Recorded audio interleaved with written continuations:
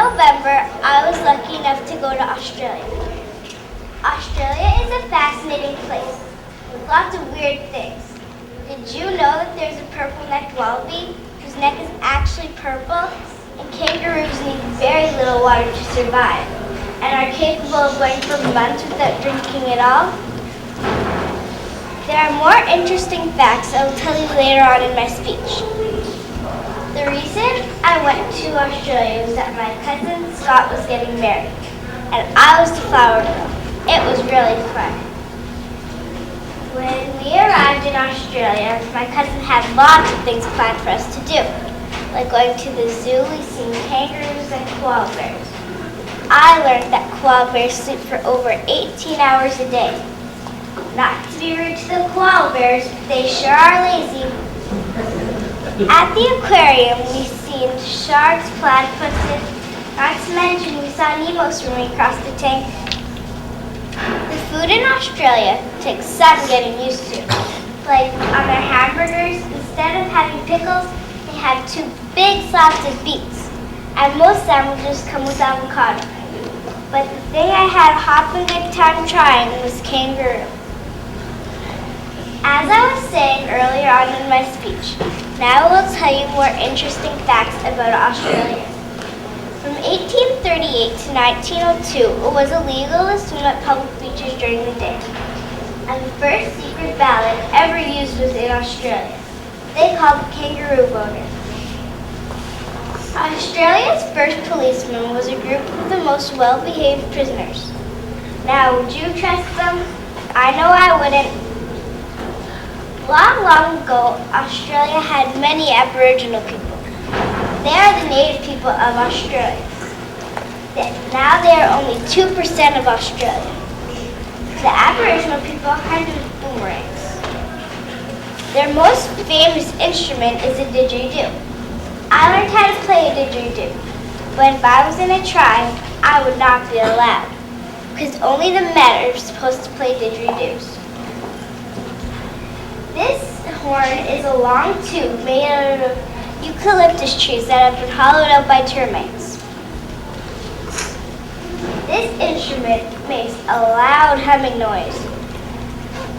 The Aboriginal people are very close to their land and their native animals. And let me tell you, they have some pretty weird animals. They say that God made Australia last because he was tired of making everything else look the same. And I agree. Thank you for listening to my speech. Have you ever wondered what is so scary about clowns? Who are they?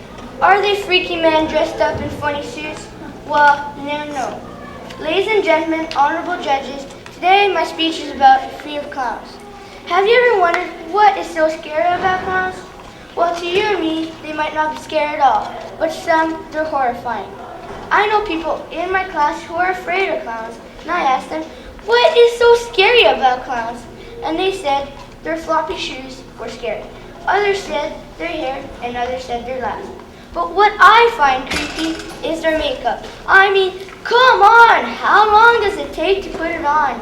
Girls spend hours putting on makeup. That doesn't even take up half their face. Imagine how long it must take to put on clown makeup. This stuff is everywhere. Their eyes, their ears, their lips, their nose. I mean, everywhere. I'm sure you've seen teenagers with orange or blue hair, or even pink. Well, when I was a kid, I saw these teenagers. Oh, I messed up. Can I start? It's okay. Can I start though? Go from there. Well, I messed up. Back up just a bit and go from there. Okay.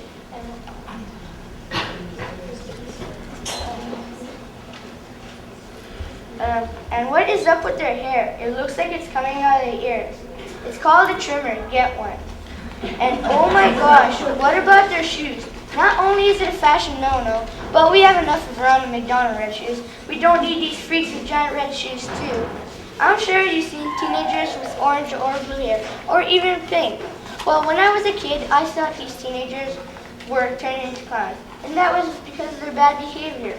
Well, if they would keep up with their bad behavior, they would grow big red suits and funny shoes. My dad was reinforcing my beliefs by saying if I wasn't on my best behavior, I would turn into a clown. My mom is truly scared of clowns, so I didn't want myself to turn into clowns, so I was on my very best behavior. My mom is scared of clowns since she saw the movie It. It was written by the writer Stephen King, who wrote hundreds of horror stories. King, the master of horror, unleashes everything. My mom was ever afraid. It is about 7 teenagers who have to fight a crazy man which dresses in a clown suit and terrorizes the town. I can't see the movie yet because I'm not 18, but I've been told that it's very scary by adults. Well, ladies and gentlemen, my time is almost up. But to conclude, is there anything scarier than clowns? Of course not. But I still find it funny that clowns send so many people to the exit door. The official term for this international aversion to clowns is colorophobia. For suffering from this phobia, seeing clowns or only thinking about clowns can result in these symptoms: breathlessness, dizziness, excessive swelling, nausea, dry mouth, feeling sick, heart palpitations, interrobate speak, dying, becoming mad, or losing control, a sensation of detachment for reality, or a full-blown anxiety attack. But come on, these are just clowns, grow up! Honorable judges, parents, teachers, fellow students, and invited guests. I bet you heard of pork chops and lamb chops, and you know you could eat them. And you probably heard of karate chops, but you know you can't eat those. You think karate's fun? I do. Let me tell you why. You get to make new friends and compete against them to teach each other new tricks. It helps you stay in shape and be flexible. There are also routines to learn that are called katas. Katas are like dance routines with punches and kicks. You learn different katas with each belt. I know 4 katas. They are Pidan Shadan, Pidan Sandan, Pidan Nidan, and Pidan Yodan. My karate teacher's name is Pierre. He's a policeman. I'm at blue belt, and that's the 5th belt. The order of the belts goes like this: white, yellow, orange, green, blue, purple, brown, and black. The way to change belts is to learn certain katas, punches, and kicks. Attendance to the class is also important. The way to tie the belt is like this: across, under, across, under. I know it sounds confusing, but you'll soon know how if you join karate. The year that karate started was in the 5th century BC. That's 500 years before Christ. One monk named Gajurayu invented karate. Karate got its name by the words empty hand.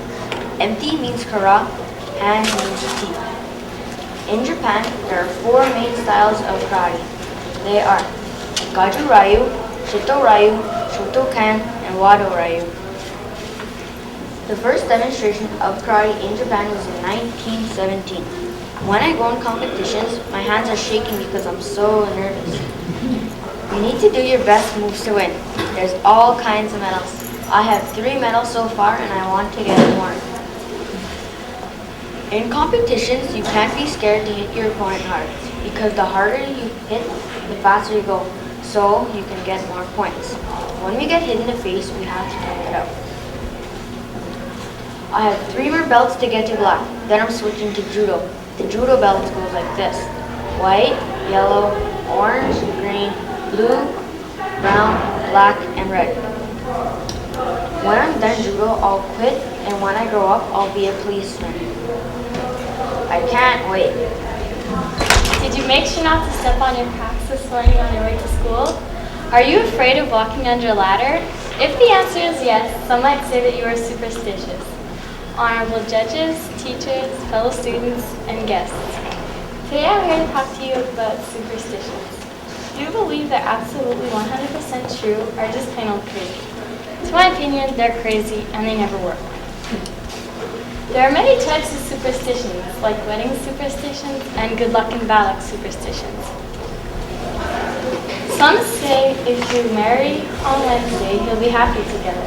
But if you marry on Friday or Saturday, you'll be unhappy. If the lines on your palm form an M, and if you dream of taking a bath, then that means your marriage will take place soon. Now here comes my favorite. good luck and bad luck superstitions. Don't walk under the ladder.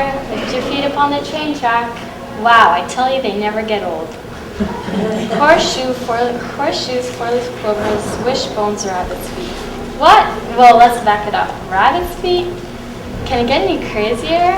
They want us not to walk under a ladder, and now they want us to keep a rabbit's foot for good luck? They must be out of their minds. Who would have thought that the teachers here at GTS are, well, as I say, a little superstitious? I did a survey to see which teachers were superstitious, and if they were, what superstitions they believed in. I surveyed Miss Jobble, Miss Jack, Miss Brazo, Miss Govro, Miss Merle, Miss McCullough, and Mr. Douglas. Okay, so for our principal, Miss Jobble, she said that she's not very superstitious. The only thing she believes in is that once something bad happens, 2 other bad things will follow. So my advice to you, Miss Jobble, is to watch out for that black cat that crosses your path. Now on to Miss Jack. Miss Jack is, of course, like every other teacher, not that superstitious. The only things she believes in are spirits. For the next person, I'm going to let you guess who she is. The only clues I'm going to give you is that she's not very superstitious. The only thing she does is knock on wood, and she wouldn't be seen dead caught walking under a ladder. Can you guess who she is? That's right, Miss Brazo. Now for Miss Gover, Miss Merle, Miss McCullough, and Mr. Douglas. They're just your average type of people who do it more for the fun of it than actually believing in it. Then we got my one and only favorite who, as she says, doesn't believe in them. And that is Madame Monsieur. I guess you could say we think alike. Although we still knock on wood, read horoscopes, and even wear lucky charms, all these things are imitations of how superstitions used to rule people's lives. Nowadays, people just tend to play it as a game. And, well, yes, of course, we got those people who do it so much they don't even realize they're doing it. But it is still very common to hear a non-superstitious person saying, "Not tempting fate," or "wish me luck." Now let me ask you non-superstitious people a question. Do you always say "wish me luck"? Yeah, that's what I thought. You see, superstitions have become part of the English language. Heck, you could probably find it in the dictionary. When things are too challenging or too much of a competition, and if you fear failing, then that means you're scared and you need something to back you up. So I'm sorry to break it to you non-superstitious people. So my advice to you is that life is uncertain, unpredictable, and full of crazy surprises. So take every day as it is and just remember, you make your own luck. No one else can but yourself. So, have I convinced you yet that they're just plain old crazy? Yeah, I know I have. I figured I would. And just remember, everyone, make sure you don't walk under that ladder on your way home today. Shopping. I'm going to talk about different places to shop, different ways to shop, things you can buy, and my favorite person to shop with. Honorable judges, teachers, and fellow students, if you're not a shopper, you won't understand the speech that I'm about to say. Places to go shopping. There are a lot of different clothing stores, but one of my favorites is Stitches. Stitches is one of my favorite clothing stores because they have so many things to choose from, like jeans, jackets, shirts, sweaters. I also like it because they have a lot of accessories, like hats, mitts, scarves, and different things like that. But the one thing I like about it the most is that there's always music playing. Ways to shop. There are a lot of different ways to shop, like online shopping, on the computer, catalog shopping, that big book that just lies there on your dining room table, TV shopping, a box with a picture in it, and of course, normal shopping. Things you can buy. There are a lot of things you can buy in this world. I will tell you just a few. You can buy shoes, clothes, accessories, jewelry, anything you want, as long as you can afford it. One of my favorite things to shop for is shoes. I also like to shop for jewelry. My least favorite thing to shop for is wooden tools with my dad, because that's all he shops for. But when he comes shopping with my mom, my sister, and me, all he gets is headaches. My favorite person to shop with.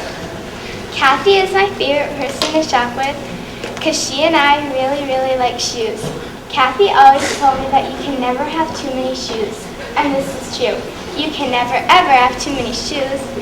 That's exactly why she's my favorite person to shop with. There is one more person I like to shop with, and it's my mom. She tells me what looks good on me and what I should buy. Shopping made the world a better place. Now you see how I got this topic. So, If you aren't a shopper, get your credit cards out and let's go shopping. Cha-ching! Thank you for listening to my speech. Let's face it, any animal that grows to be 20 feet long and weighing 7,300 pounds with teeth as sharp as any knife would be pretty scary almost any way you look at it. Honorable judges, teachers, guests, and fellow students, I'll be talking about great white sharks, what they eat, and how to avoid shark attacks. My favorite shark is the great white. Great whites have a gray back and a white belly. Great white's skeleton is made out of nose and gills. Like all sharks, the great white skeleton is made out of cartilage. This stiff, flexible material is found at the edge of your earlobe and the tip of your nose.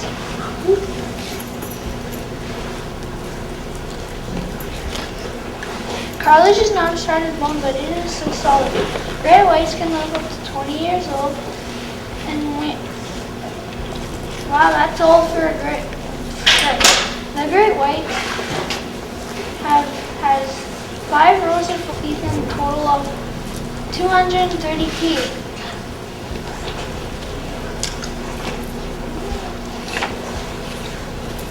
The great whites are at the top of the food chain with no predators.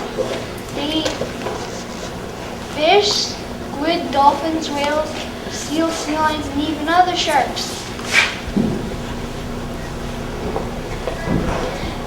Great whites, with sense of smell, they can sniff out their prey.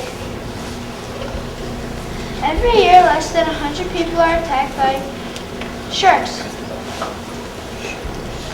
This may not seem like a lot, but you should still be careful. You can avoid shark attacks if you don't swim in the morning and early evening.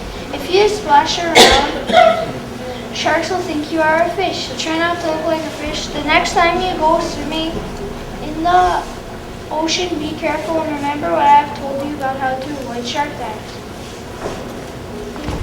Hi, my name is Maverick Clayton.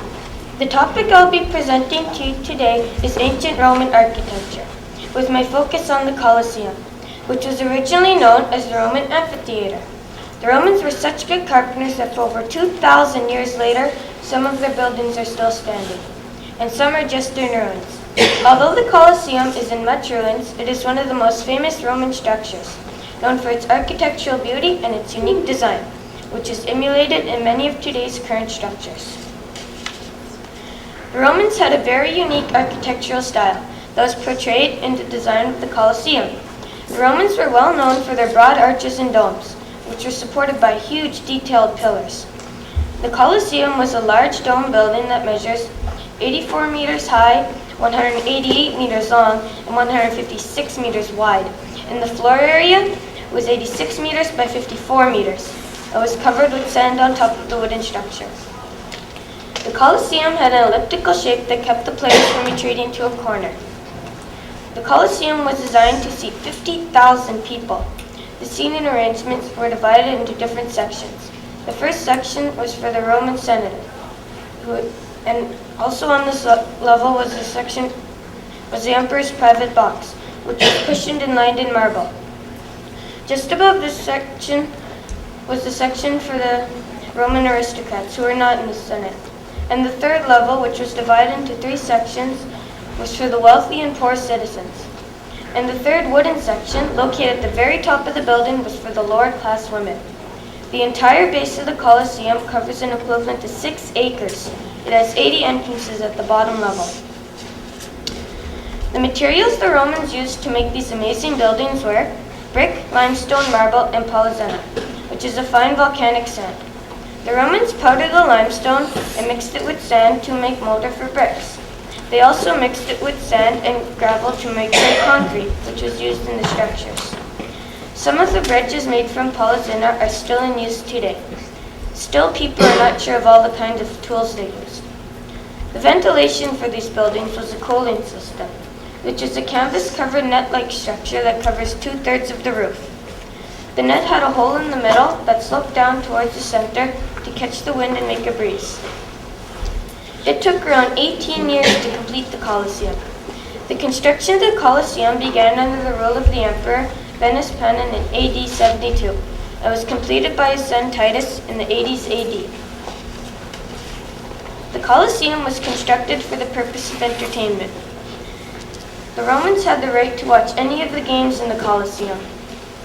On opening day, over 9,000 wild animals were killed. What kind of games, you might ask?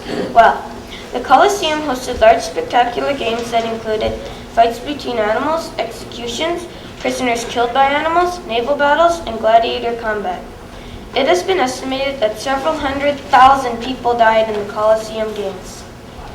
We are now in the year 2006. Isn't it amazing that for over 2,000 years what the Roman people have built is still standing and being used?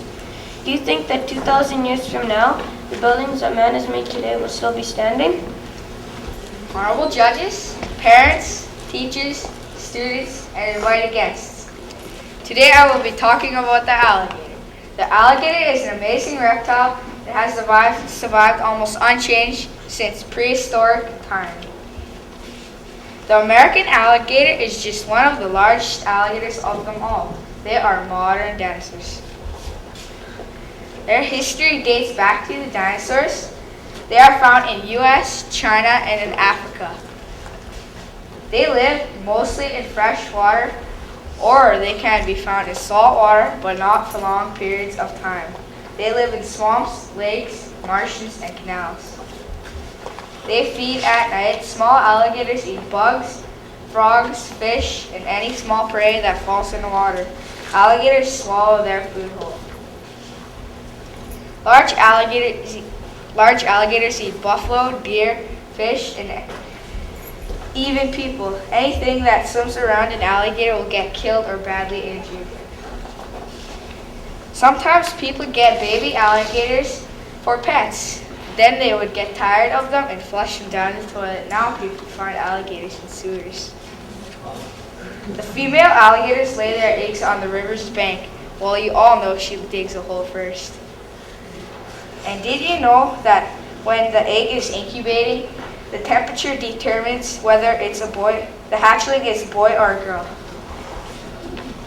Years ago, alligators were trapped so that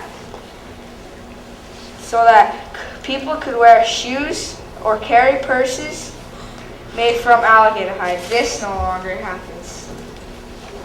The body of an alligator looks a lot like a log. Their scales are like an armored vest to protect it from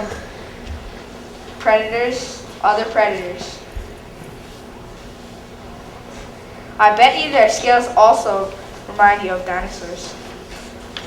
For many years, alligators are judged because of their looks and also because of the scary stories. Their story is one of both drastic decline and complete recovery, a success story of the nation's endangered species program. Thank you for listening to my speech. Honorable judges, parents, teachers, students, and invited guests. Today I'm going to talk to you about winter fun. Winter time can be lots of fun. It's not always about the cold. You can do lots of things. You can have snowball fights, make a snowman, build forts, and dig tunnels.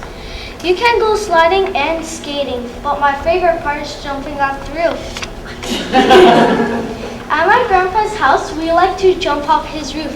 We climb up the ladder and then we run and jump off. One day I went up and did a cannonball off the roof. The snow is very deep. It was up to my waist. I was stuck. I yelled, "Help! Help!" And after about 30 seconds, my grandpa came outside and got me out. I went up back on the roof again. I probably jumped off about 10 times. Now that was fun. So if you think I'm up here on stage in a sling from that, it's not from that. It's from playing Twister. When the snow is extra sticky, we have snowball fights. First, my mom, my dad, my brother, and I throw snowballs at each other. Then we're on teams. Then sometimes we attack my brother, then they'll attack me. Sometimes the snow goes down my neck. Brr, now that's cold. Also, when the snow is extra sticky, we built a snowman. We start with a snowball and then we roll it into the snow until it is big enough. We do this 3 times and then we stack it up.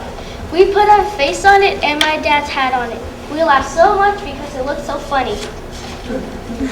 Last year we made a fort out of snow. My brother would bring over the snow in his sled and my mom and I would pile it up to make walls. Sometimes we go skating. It's always been inside the arena, but maybe one day we'll go skating outside. We go sliding pretty often. Sometimes we go out to school, other times we go out to golf course. It's hard to walk up the big hill because the snow is very deep. We also go sliding at the towers, but it's a long walk back up.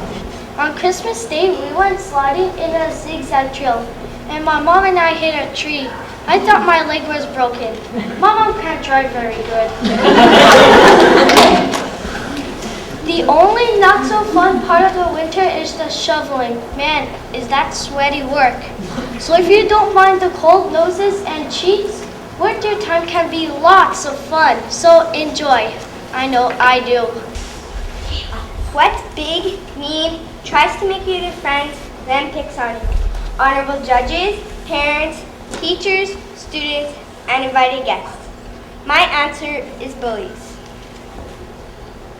What are bullies? I can tell you that. Bullies are people who pick on you. They are mean people, not nice. They are people who tell you to do something that you don't really want to do. Oftentimes, bullies like to see you get in trouble. There are different kinds of bullies. Bullies can use mean words to say or actions, like punches or kicks, or sometimes even both. Bullies are not good friends because if your friend is a bully, you could turn out to be one too. There is another kind of bullying. It is when you are on the internet or on a cell phone and someone is sending you rude messages. That is called cyberbullying. You could have bullies in a workplace or in a store, not only in a school. There can be bullies all around the world. Senior citizens can be bullied in a nursing home or in a hospital. How bad is that? Have any of you wondered why do bullies bully? Maybe it's because they have no friends. Or because they try to look good and they want to impress people. Well, they are not impressing me. It hurts to be bullied. Some people think it's fun to bully, but for the person you are bullying, you could really hurt their feelings and their bodies. What could bullies do to stop bullying? Well, they could be respectful to other people, be kind to elderly men and women. They could use their manners and say nice things like nice hair or nice shirt, or they could even tell their 4th grade teacher that their teacher is the best teacher in the whole world. Well, have any of you been bullied by someone? If you have, listen to my advice. Go and tell a teacher or a parent and walk away from them. We will not tolerate bullies in our society. Thank you for listening to my speech. Honorable judges, parents, teachers, fellow students, and invited guests. Today I'm not going to talk about my sister or my brother. Today I'm here to talk to you about the Olympics. Were you tired of watching the Olympics? Well, I wasn't.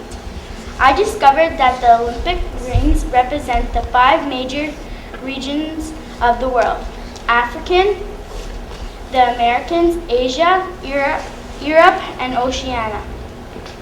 The first Olympics were held in Athens, Greece in 1896. Do you know how many sports were in the first Olympics?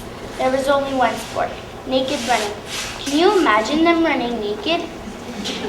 It was a sport that only men can participate in. In the second Olympics, only girls can participate in. The next Winter Olympics are in 2010 in Vancouver. Do you know how many sports are in the Winter Olympics? There are 15, but too many to say. The one I think the most exciting is the luge. Imagine lying on your back on a winding hill, frozen hill, feet first. The Winter Olympics are held every 4 years. Unlike long ago, clothes are included. This Winter Olympics were held in Tenero, Italy, and Canada won 24 medals. Our Canadian athletes won medals in curling, speed skating, ice hockey, and skiing. There are also Summer Olympics. I think the most exciting sport in the Summer Olympics is swimming. How many sports are in the Summer Olympics? There are 19. There will be a new sport added, and it is skateboarding in the Summer Olympics. I think the best sport in the Canadian Olympics is the girls' hockey. 4 years ago, the girls' hockey lost the gold and came back for the gold and won it. The last Canadian Winter Olympics last took place in Calgary in 1988. The next Summer Olympics are in Beijing and I can't wait. What would you say if I told you that a little girl's suitcase could bring people from 3 continents together, bring back the past, and educate the future? Honorable judges, teachers, parents, and fellow students, today I'm going to talk to you about the amazing life of a suitcase, Hannah's suitcase. Let me take you back to the discovery of Hannah's suitcase in the year 2000. Fumiko Ishioka, the director of the Tokyo Children's Holocaust Museum in Japan, received a suitcase for the museum. The suitcase was brown with polka dot lining. On the outside of the suitcase was written, Hannah Brady, orphan number 625. Fumiko and the children at the museum wanted to find out about Hannah. They knew that Hannah was Jewish and her suitcase came from a concentration camp in the Second World War. In the Second World War, 6 million Jewish people were killed in concentration camps. Fumiko worked very hard trying to find out about Hannah. She wrote to countless museums. Her work paid off. She received drawings that Hannah had drawn and also found out a very pleasant surprise. I will now take you back to the 1930s Czechoslovakia. Hannah Brady was born in Nové Mesto, Czechoslovakia in 1931. She lived with her mother, father, and older brother George. Hannah's parents worked at the town's general store. She loved to play outside, skate, and her dream was to become a teacher. Hannah did a lot of activities with her family, such as skiing and going on picnics. Hannah and George were the best of friends. She was a normal kid, just like you and me. There was one difference between Hannah and George and the rest of the kids in Nové Mesto. They were Jewish. There were only a few other Jewish people in their town. When Hannah was 9 years old, her life began to change. She could no longer go to school, see her friends, go to the park, or any other public activity because she was Jewish. Hannah's kind-hearted mother was sent away to a concentration camp. A few months later, her father was sent away too. Hannah and George lived with their uncle Ludwig, but not for long, for they too had to report to a concentration camp. Life in concentration camps was brutal and horrible. Hannah and George were separated. Their separation was sad and hard, but they said they would meet each other again when the war was over. Now back to the year 2000 in Japan and the surprise. Fumiko found out that Hannah's brother had survived the war and that he was still alive. She wrote a letter to the brother of Hannah. George Brady, who lives in Toronto, received a letter from Japan explaining that they had found his dear sister Hannah's suitcase. George told Fumiko that Hannah was killed in a gas chamber at the age of 13 during the war. George Brady visited the museum in Japan. Hannah's suitcase remains on display at the museum. The Tokyo Children's Holocaust Museum continues to educate children and adults about the Holocaust. It encourages peace, tolerance, respect, and compassion. Even though Hannah died at such a young age, her dream did come true. She had become a teacher to all the children and adults who have visited her memorial and others who have just heard her story. Thank you. He shoots, he scores. These are the 4 words Canadians live by. Honorable judges, teachers, and fellow students. Today I'm going to talk to you about the best sport in the world, hockey. Hockey was invented before you and I were even born. For that reason, we don't really know who invented it. Hockey has had its ups and downs with the strike, and we all know we were dying for some NHL action. Can you believe that there is 30 NHL teams? Wow, that's a lot. The original teams were the Ottawa Senators, the Quebec Bulldogs, the Montreal Canadiens, the Montreal Wanderers, and the Toronto Arenas. The teams played a 22-game schedule.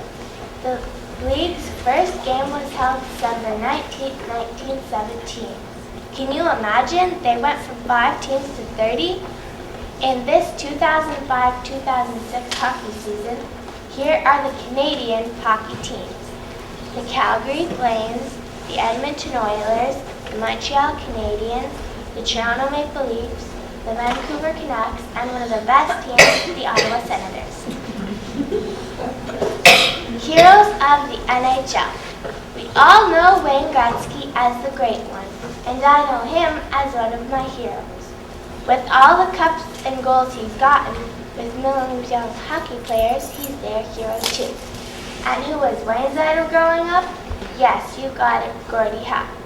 Funny that in Wayne's career, he broke all of Gordie's records. But the one to get the most goals in one game, to beat Wayne and Gordie, you got it right again, Darryl Sittler. Exactly 7 goals and 3 assists. I bet you our midgets team can't do that. And who do you think was our grandfather's idol growing up? Of course, the famous one of the best, Bobby Orr. The Cup. It all started on March 18, 1892. In the Ottawa Amateur Athletic Association, Lord Kilquasy, a player on the Ottawa Rebels Hockey Club, delivered a message from Lord Stanley. He had been thinking about the game of hockey and that there should be a prize like the Stanley Cup. He made rules for the Stanley Cup, such as every team that won it must get their name engraved in a ring. The team's name was also engraved. Heroes of Temiskaming. The most familiar name that pops into my mind is Gaston Gingras, defenseman for the Toronto Maple Leafs, Montreal Canadiens, and the St. Louis Blues for 10 years. He retired in 2000. Now for Richard Lemieux, who was in the NHL for 5 years. The teams he played for were the Vancouver Canucks and the Kansas City Scouts. He retired in 1978. And for Jack Raswell, who never made it through a season of the NHL, but made it through one game of the NHL. He played hockey professionally from 1968 to 1975. He retired in 1978. Now for Andre Savard, he played for the Boston Bruins, Buffalo Sabres, and the Quebec Nordiques. His career lasted 12 years in the NHL. He retired in 1987 playing hockey. He went on to coaching in the NHL. Now for Casey Jones, who was drafted in 1987 by the Boston Bruins. Instead, he became a member of the Cornell University hockey team. He went on to coaching in the U.S. University Hockey League. That's Miss B's brother. So, I don't know about you, but I'm pretty proud to have a sport that's so Canadian and have such talent from Temiskaming. Hockey rocks. Fear. Honorable judges, teachers, and fellow classmates, you may not know what my speech is about, but I'm going to tell you.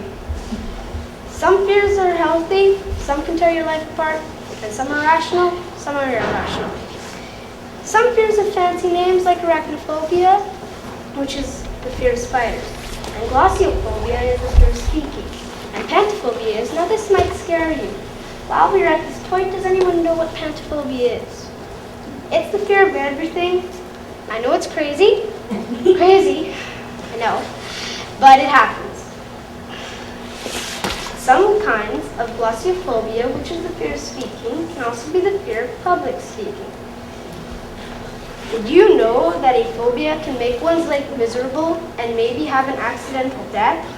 For example, if you have arachnophobia and there was a spider in your car, you notice it and you're constantly staring at it, you panic and you get in a car crash. Car crash. Did you know that a phobia is an irrational fear, which is why someone who is phobic will often say, I know it is silly, but I am. They are quite well aware that there might be some rational beings for their fear, but it is still largely irrational. This example of a phobia of snakes, if you live in the country or have a camp, you may see a snake, or you may not. Sometimes you can walk right by a snake and not know it. My mom saw a snake at camp and she jumped and ran as fast as she could. She can't watch a show with snakes in it, it bribed her. I'm serious. She had bad dreams. Even though in Canada we do not have poisonous and dangerous snakes, although the likelihood of being bitten by a snake in Canada is very small, someone who is phobic will often can be so fearful that they can't even pass a pet shop just in case there might be snakes on display in the window. Now that's what I call scare. Okay? Here, however, you do not have to learn to live with a fear or phobia. Here are some tips on conquering it. Okay? There are people who know how to convince you that they're not deadly. Doesn't really work in my opinion. But there are people who know how to keep you from panicking when the thing that scares you the most is on you. However, some of these fears cannot be conquered, but I am not trying to stop encouraging you to conquer your fear or phobia. So now I hope that you know what rational and irrational fears and or phobias are, and now you can tell the difference between them. Thank you for listening to my speech. Honorable judges, teachers, parents, and fellow students, racism is everywhere. It usually starts with a fear of differences or parents teaching their children to hate other races. When people think of racism, they usually think of African Americans, but there's other kinds of racism, just like racism against Native Americans. Racism starts with generations of hate towards other races. These are examples of some racist groups. The Ku Klux Klan, or the KKK, is a racist group against African Americans. Hitler was the leader of another racist group against the Jews. The government was racist against natives because they forced them into residential schools where they were abused. Reserves were created for natives to live on, keeping them separated from other people. Some people are racist against natives because they feel that the government gives them too much. A lot of people judge all natives by what person's doing. Some people think that all natives are lazy and all live on welfare. Discrimination against African Americans is the most common kind of racism. A lot of people think that they are all criminals, have no money, and have a lot of children with different women, and that they don't support their children. Police are usually sent to black neighborhoods often, and they use brutal force against them, thinking they are superior and are allowed to do that. Young black men have a 51% chance of being arrested in their life, while young white men have a 14% chance of being arrested in their life.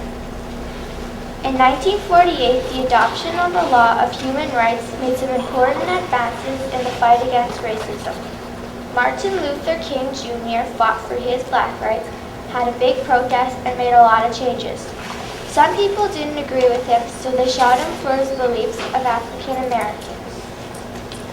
So now people of different color can walk down the aisle together.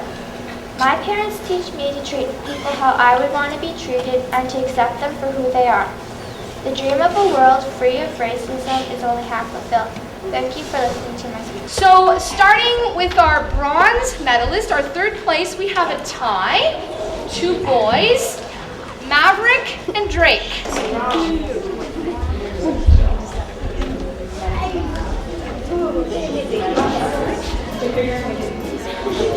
Second place is the maid from Down Under, Tess Presso. And just so we can keep it all in the family, first place gold medal to Alexandra.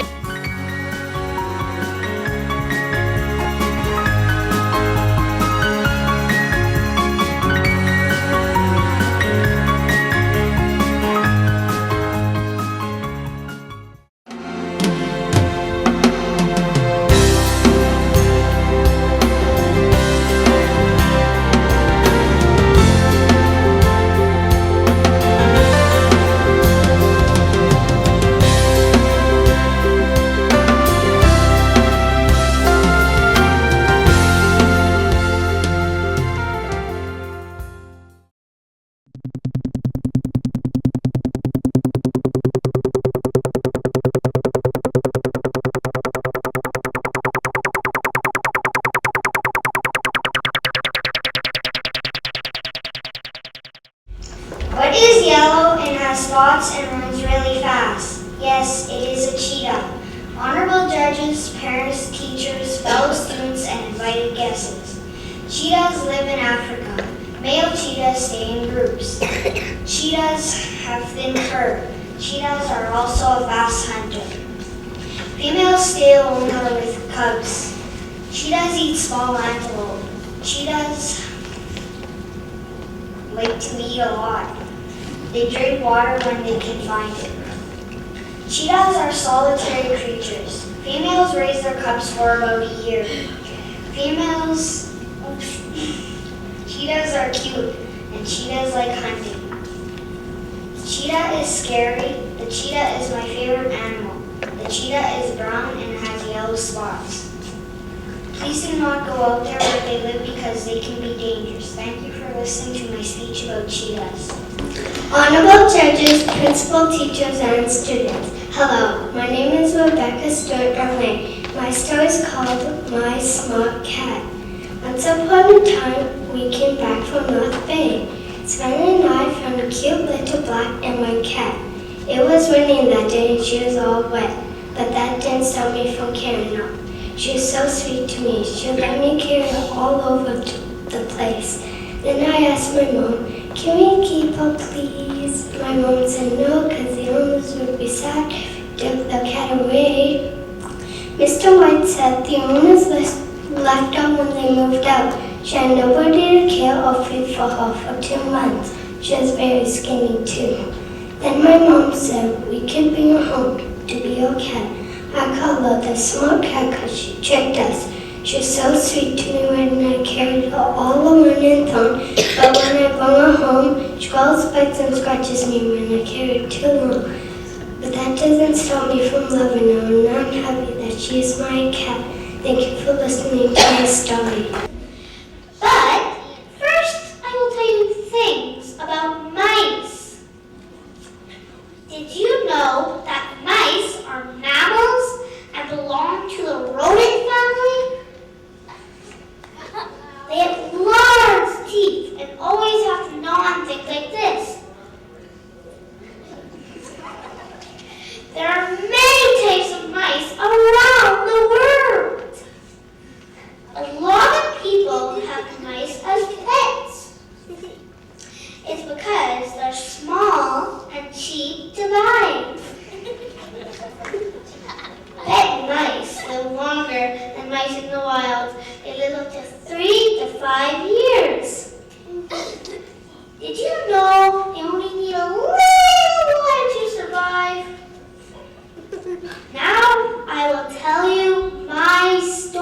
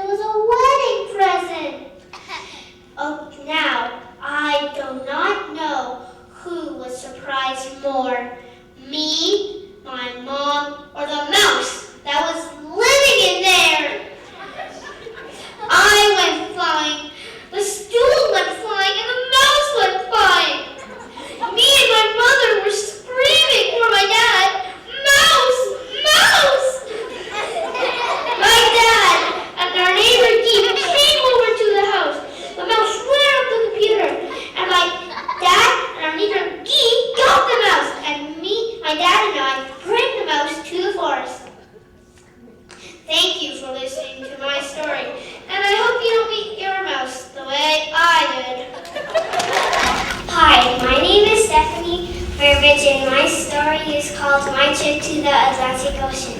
In July 2004, we went to visit the Atlantic Ocean. The first night we stayed at Uncle Bobby's in Montreal. Saturday we drove to Edmonton.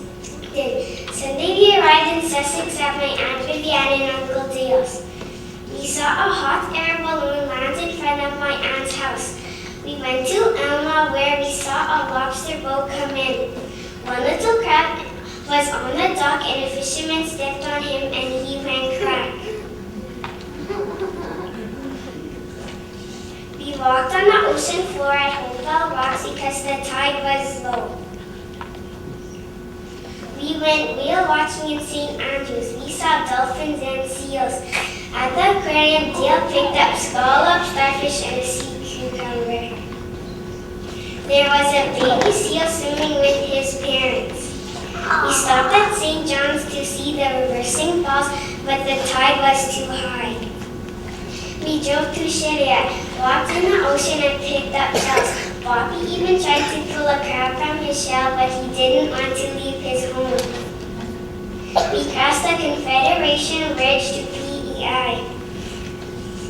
We stayed 2 nights in PEI. We also visited Anna Green Gables where Anne's friend got drunk on a raspberry drink. We saw a lot of cool things at Ripley's, believe it or not. Dale and I dipped our hands in hot wax. Dad stopped on the side of the road and bought a huge lobster trap. We took the ferry back to mainland. Then we drove to Piggy's Cove. This is the most photographed lighthouse in the world.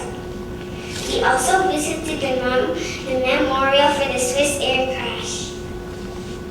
Then we drove home. It was nice to be home with a lot of beautiful memories.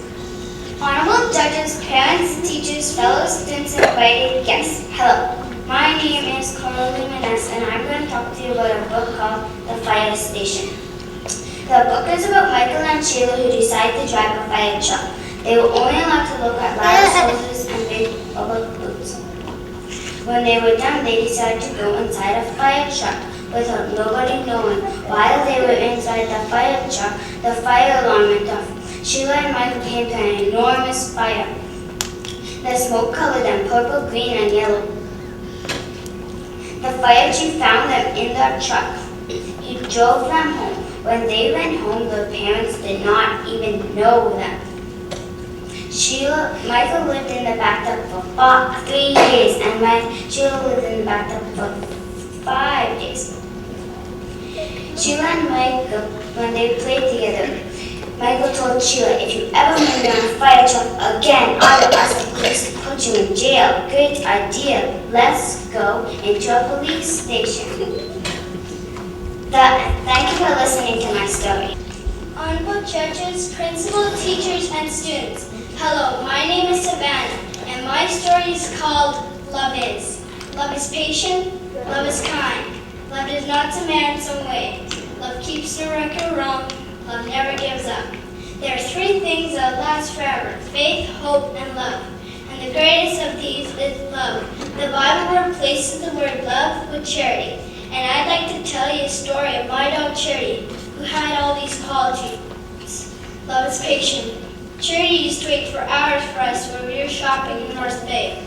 She'd never be mad, but at the door, wagging her tail with a sock, or anything she would find on the floor, as if she were saying, welcome home. Love is kind.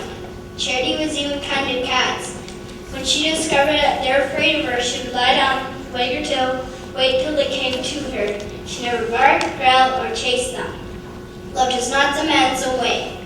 Charity even loved to eat. When Tigger, our cat, was eating out of her food, she'd wait till it was her turn to eat. Love keeps no record wrong. Sometimes she did things that made my mom mad, like when she ate the meat pie my mom had prepared for supper. While my mom was downstairs, Charity had eaten the meat pie that was on the counter. When my mom came up, she saw no more meat pie. She knew Charity had eaten it, and Charity still thought my mom was the best. She listened to her before anyone else. Love never gives up. Charity was like a big sister to Rebecca and I. She slept in her room every night and wouldn't leave if my mom tried to pull her out of her room. This was the only time Charity didn't listen to my mom. But that was okay, because Charity was just doing her job of watching over us. When she was dying 2 months ago, she wanted to spend her last night in her room, but she couldn't walk. So my mom and dad had to carry her down in a blanket into our room where she died the next day. Love will last forever. Charity was a great example of love. I'll miss her and the joy she put in my life. Thank you, God, for my dog, Charity. One warm spring morning, Lily Bear opened her eyes. It had been a long winter. She was excited to get going. She stretched and looked over. She saw her mom was still asleep, so she laid back down. Then she heard a noise. Thump, thump, thump, thump, thump. What's that? Wondered Lily. Can you hear that, Mom? She whispered. When her mom didn't answer, Lily decided to go find out for herself. She crept out of the cave and stood in the bright sunlight. Thump, thump, thump, thump, thump. There was the noise again. Off Lily went in search of the noise. Thump, thump, thump, thump, thump, thump, thump, thump. Seemed to get faster as she ran through the forest. Before long, she met a bunny. Hey there, bunny. Can you hear my noise? Does it sound like this? Crunch, crunch, crunch, the bunny asked as she munched on some leaves. No, that's not my noise, Lily said as she went on her way up the hill. A fox was digging a hole. Hi, Mr. Fox. Can you hear my noise? Does it sound like this? Scratch, scratch, scratch, scratch, scratch. Mr. Fox asked. No, that's not my noise either, Lily shouted. She sat down to think about it. No one can hear my noise except me. Thump, thump, thump, thump, thump, thump. There it is again. What is that noise? Lily looked up and saw a woodpecker high in a tree. Hey, you up there, can you hear my noise? Does it sound like this? Peck, peck, peck, the woodpecker asked as she made a large hole in the tree. No, that's not my noise. Lily was getting frustrated. She sat down. Just then her mom came around the bend. There you are, Lily. I have been looking for you. Mom, I can hear a noise, but I don't know where it's coming from. What does it sound like, Lily? Her mom asked. I'm not sure. Can only hear it when I'm quiet and by myself. Her mother replied. Come sit here beside me. I'll see if I can hear it. Thump, thump, thump, thump, thump, thump. There it is, Mom. Her mother leaned closer and realized what the sound was. That's your heart beating, Lily Bear. So that's my noise. I never knew my heart was so noisy. Honorable judges, boys and girls, teachers, parents, and our lovely principal. Hi, my name is Ann. Today I am going to tell you about a story about baking gingerbread babies. When they are in the oven, don't peek, because if you peek, he will just be a little gingerbread baby and he will jump out and run from you. He can run very fast. So in this story, he jumped onto a cat. The cat ran. He jumped on a fence and he went over it. Then he ran and ran. He saw a barn and he went to it. There were some goats in it. He teased the goats, but the goats couldn't catch him. So he kept on running and running. He started to get thirsty. So he went to a well. 2 girls tried to catch him, but they couldn't catch him because he was too fast. Then he ran and ran until he got to a village. He jumped off a bridge because he felt trapped from the other people on the other side. He jumped on a piece of ice. Then his feet got cold, so he jumped ashore. When he jumped ashore, a fox was watching him from behind a tree. Then the fox wasn't fast enough to catch him, so he kept on running and running Then he noticed a smell in the forest. It was a boy who made a gingerbread house for the gingerbread baby. The gingerbread baby ran inside of the gingerbread house. He never ate him because he was very kind. Then he went and the boy took the gingerbread baby in his new home all the way to the boy's house. Then he was very happy and he clapped and clapped. Then the boy didn't tell anyone that he had the gingerbread baby. Thank you for listening to my story. Good morning, honorable judges, teachers, parents, invited guests, and our lovely principal. Hi, my name is Adam, and my story today is about dolphins. First, I am going to tell you a few things about dolphins. Dolphins are like bats. They use sound to see. Some dolphins even have more teeth than crocodiles. They hang around people in boats. There are no reports of dolphins ever attacking people. They sometimes stay in groups to hunt fish. Dolphins talk to each other using whistles like this. When a mother dolphin gives birth, another dolphin called an auntie will stay near to help. My mom and dad brought me to Marineland to see dolphins sometimes.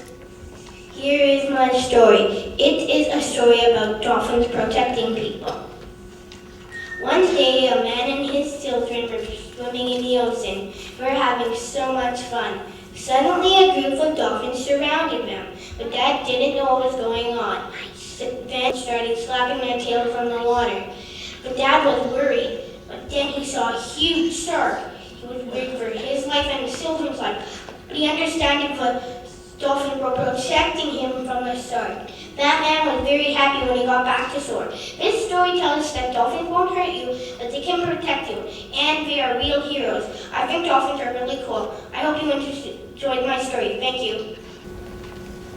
My story is about something that I spend a lot of time with when I'm at home.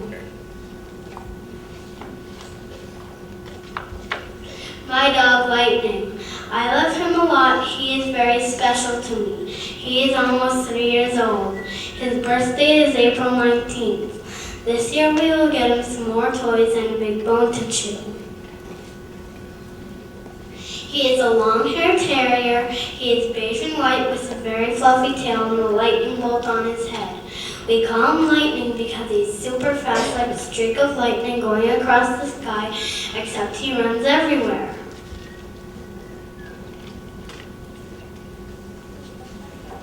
I take him for walks on the reserve. Once in a while, my mom bathes him and he goes crazy after his bath. He runs around and around our house and gets the furniture and the rugs soaking wet. He looks so funny trying to dry himself that I sometimes fall down laughing while watching him. He's a very silly dog. My mom and me can make him do tricks for treats. He can jump very high like a cat and he can dance too. He can also walk on only 2 feet just like people can. He tries to tease the cat, but the cat sometimes gets the best out of him because he's drunk, scratches his nose or bites his tail. He's a small dog with a very big heart and I love him as much as he loves me. I would miss him very much if he wasn't in my life and that would make me very sad because he's so special to me. I love my dog. My story is about a book that I got for Christmas. It is featuring 2 brothers named Max and Marty who traveled back in time to see Frank McGee, who was a famous hockey player. They went to see Chief Echo, who told them to lie down, and the little people will take them back in time to 1916.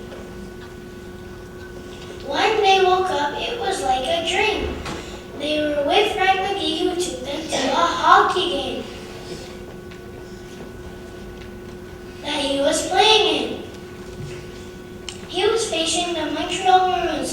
The meanest player was on that team named Punch Pounder. He poked Frank McGee's eye out. And that's how he got his nickname, One-Eyed Frank McGee. Frank was the best player on the team called the Silver Seven. Back then, they can only have 7 players on one team. Max and Mario thought they were gone for 20 years, but they were only gone after 20 minutes. After they woke up, they discovered a newspaper in Max's back pocket. It was saying that Frank had retired from hockey and joined the army and got killed. And that is the end of my story. I hope you enjoy it. Here are some real facts about the Stanley Cup. It was left on a street corner. Luckily, nobody stole it. It was kicked into the river by the Silver Seven. Starting with our bronze medal, it's a tie. We have Onagashi. Good job, Onagashi. You can stay right there, love. And Allison Brazo. Good job, Allison.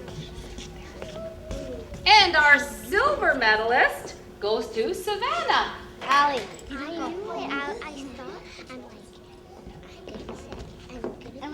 And our goal this year for 2006 storytelling competition goes to Spencer Monsell. Me and Allie were first place. Oh my god. First place. So thank you to our judges again. Honorable judges, teachers, and fellow students. Have you ever heard of the King of Gods? Well, now you will, because today I'm going to talk to you about Zeus. Zeus is a god, and not just any god. He is the ruler of all the gods and goddesses. He also rules his home of Mount Olympus, which is a mountain in the center of Greece. Throughout history, Zeus has known many titles, like God of the heavens, ruler of weather, and Lord of justice. Zeus became the ruler of gods because when he was born, his father Kronos swallowed all of his brothers and sisters in fear one would kill him. But Zeus's mother gave Kronos a rock bundled in blankets. Kronos then swallowed the rock thinking it was Zeus. Zeus then hid in a small island called Crete near Greece. After a few years of hiding, Zeus attacked his father, but first gave Kronos a potion which made him regurgitate all the brothers and sisters. After their victory, Zeus and his brothers divided the kingdom. Zeus got the heavens, Hades got the underworld, and Poseidon got the sea. Zeus was worshipped by all of Greece. He had many statues and temples built in his honor. One of these statues is considered one of the 7 wonders of the ancient world. They also threw many festivals and games. One of these games is still popular today, the Olympic Games. Although Zeus was a very powerful god, he could feel pain, grief, and anger. But the emotion that harmed him the most was the love he showed for other women, which got him into a lot of trouble with his wife. Zeus's weapon of choice was the thunderbolt,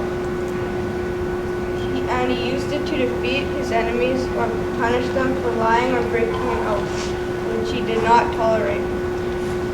In art, Zeus was portrayed as a bearded, middle-aged man with an athletic figure.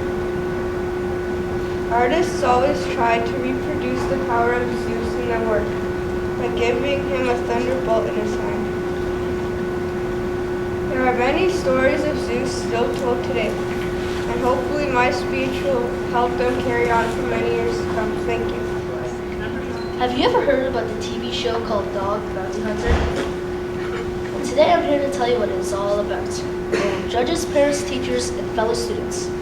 My speech today is on a TV show called Dog the Bounty Hunter. Dwayne Chapman, also known as Dog, chases wanted criminals who failed to show up to court. This show takes place in Hawaii. Dog does not chase these fugitives alone. He works with his brother, Tim, whose nickname is Youngblood, and the other family members on his team are his son, Leland, and his wife, Beth. An exciting episode I saw was when Dog broke down a fence when chasing a wanted criminal. The criminal appeared out of nowhere with a big scary Rottweiler right beside him. The Rottweiler tried to attack Dog but did not have a chance because Dog whipped out his mace gun and sprayed the dog. I like this episode because Dog does not use his mace gun very often. It was cool. Another good episode was when Dog flew to Dallas, Texas to catch a wanted criminal. He's been chasing him for 3 years. He knew where he was and everything, but there was a cop shootout that night and a cop died. So he called in a favor from his friend, whose nickname is Rhino, and he caught him and he got $75,000 for that arrest. Dog and his team are not regular cops. They have different rituals and routines that make his team unique. One of them are, stay clean means no drugs. Because once you start, it is very hard to stop. Another one of Dog's rules is don't break the law. Dog can only arrest the criminals. He cannot break the law himself. If he catches a criminal and he goes running into a car and they go speeding down the highway, he is not allowed to chase them. He's only a bounty hunter. He can only arrest the criminals, not break the law himself. Dog and his team always say a prayer before they go out on a hunt. Another rule is no guns, because no guns, because he is not a policeman. If he was, it would be okay, but he is not. Well, now I told you all about Dog. I hope you learned a bit, and thank you for listening. What would you do if music didn't exist? How would you possibly even live without your MP3 player, the Much Music channel, the radio in the morning, or even the music during commercials on TV? How would you know your favorite show was coming on without the catchy theme song? What would you do in the elevator? You'd actually have to talk to the person beside you. What a nightmare! Honorable judges, parents, teachers, and fellow students, if you don't already understand, I'm here to talk to you about how much more enjoyable life is with music. Music is important to us in many different ways. For example, how many of you just like to lie in your bed listening to music and relaxing? Music can do that. Music can also entertain us. We watch music videos, dance to music, and keep up to date on our favorite music stars. Certain types of music can help people praise and worship their gods. Hymns and gospel music are a special way of speaking to God. Another thing music can do is identify groups. The world knows Canadians by our national anthem, O Canada. Schools and sport teams usually have songs and chants that help us recognize them. Go, go, go, Royals is a cheer that all Timiskaming hockey players have heard before. Wow, music means so much to so many people. It's such a major part of our lives. The power of music is endless. Musical therapy is one example of how it can be used to help people. Music therapy aims to help people develop skills that have to do with overall development and personal growth. People with mental disabilities, brain injuries, or even abuse issues can be helped using music. Patients might sing, play instruments, move to music, or even listen to it to help them heal. Powerful stuff. If I ever get sick, that's the change that I want. Music is such a big part of our society that we might not even recognize it when it's played. Background music can be heard in grocery stores, movie theaters, elevators, and shopping malls. So many places, but do we actually hear it? What song was playing the last time you were at Trophy Go? What would celebrations do without music? From the very basic happy birthday song, to the familiar wedding march, to the pomp and circumstances used for graduations. Most celebrations rely on music to help them unfold. A great party would be downright boring without tunes blaring, right? Music has come a very long way. Most research says that music began with cavemen beating on drums. The rhythm came first. The second thing to develop was probably words along with the beating of drums. third thing to develop was harmony, when other voices tried to blend in with the first. An interesting era in music was rock and roll. My nanny remembers listening to Elvis in a room. Her parents, as many other older people in the 50s, thought Elvis was bad. Good thing they never heard Eminem. Present-day music has so many varieties, you can never list them all. There's music for every single kind of taste you could possibly have. There's rap, hip-hop, rock, pop, blues, bluegrass, heavy metal, big band, jazz, country, techno, gospel, alternative, classical, R&B, reggae, and did I say folk? Oh, I've lost track. You get the picture. Beethoven was right so many years ago when he said, music can change the world. Music has made my world so much better, and I bet it's the same for most of you. Music has the ability to bring us up, bring us down, make us laugh, make us cry, or even pray to God. What an amazing gift it is. Gotta go now, my iPod's calling me. Picture this. You wake up in the morning and go to get the mail. Oh, what's this? You don't have a single electricity or heating bill.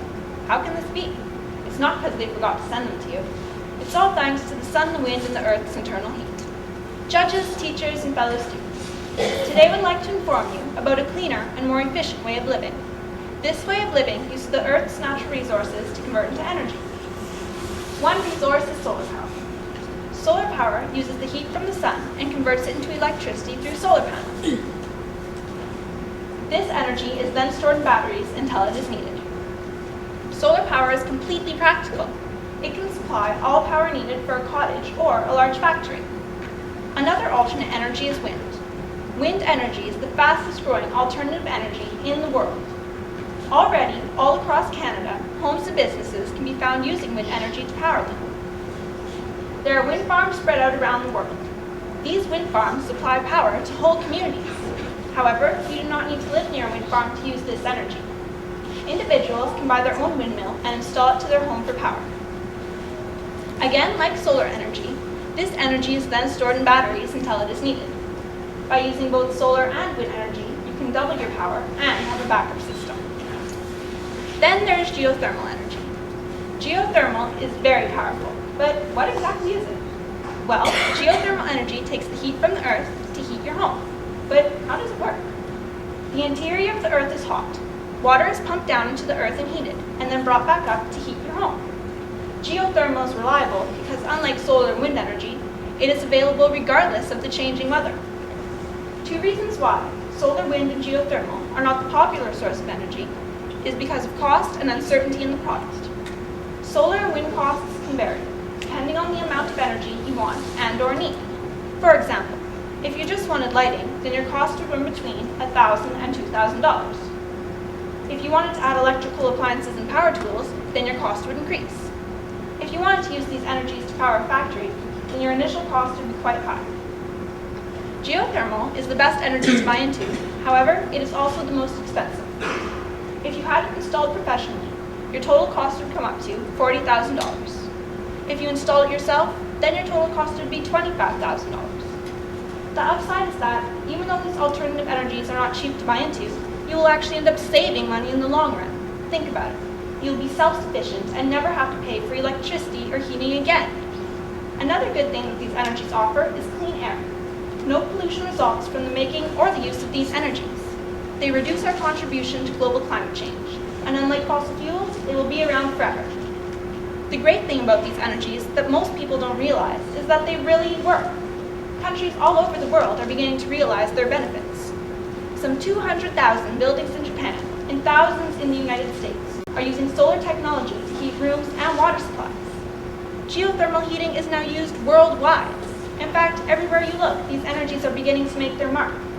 These are the energies of the future, and more countries are beginning to realize this. However, the question remains, when will we get to the point where we fully appreciate and accept how important these energies are to our world?